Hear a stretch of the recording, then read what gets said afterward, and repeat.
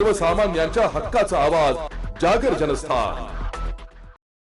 परतीच्या पावसाने चाळीसगाव तालुक्यात अतिवृष्टीच्या पावसाने रात्रभर तडाखा देत नदी नालांनी रौद्ररूप धारण केले, तर काढणी झालेल्या पिकांच्या शेतामध्ये कमरे मोडले पाणी साचून उभ्या पिकांचे नुकसान झाले।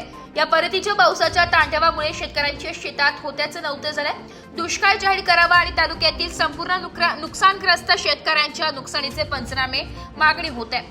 त्या अनुषंगाने आज प्रशासकीय बैठक घेऊन महसूल, कृषी आणि ग्रामीण विकास, नगरपालिका अशा चारही विभागांची एकत्रित बैठक अतिवृष्टीच्या माध्यमातून अधिकारी उपस्थित होते।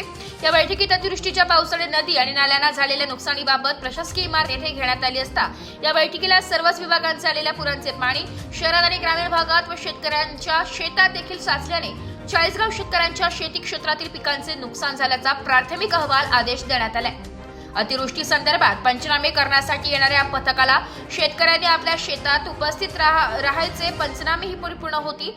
शेतकऱ्यांसह नुकसानग्रस्तांनी संयम ठेवायचा असे आवाहन देखील तहसीलदार प्रशांत पाटील यांनी यावेळी केले।